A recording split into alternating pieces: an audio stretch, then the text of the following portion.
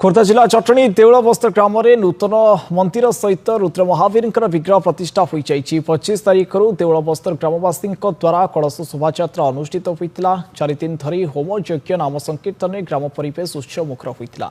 गाँव आध्यात्मिक परिवेश सृष्टि होता। आज अंतिम दिन में पूर्णाहुति होगा सहित रुद्र महावीर दर्शन पर शह शह भक्तों समागम देखा मिलता।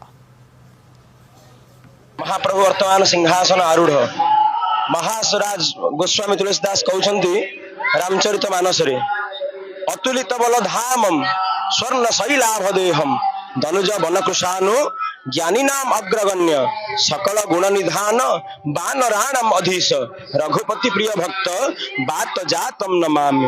अर्थ कौन ना अतुलित बल धामम जार बलर कौन तुलना नहीं तार मापकाठी नहीं स्वर्ण शैलाभ देह जहां शरीर साक्षात दग्ध स्वर्ण भली।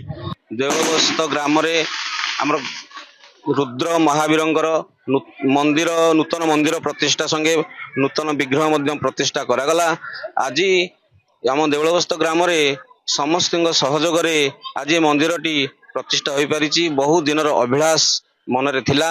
आज हजार हजार लोक सरगम संगे आमर बहुत समस्त पिलाठू बुढ़ा पर्यंत समस्त मन में आज बहुत आनंद बहुत खुशी लहरी।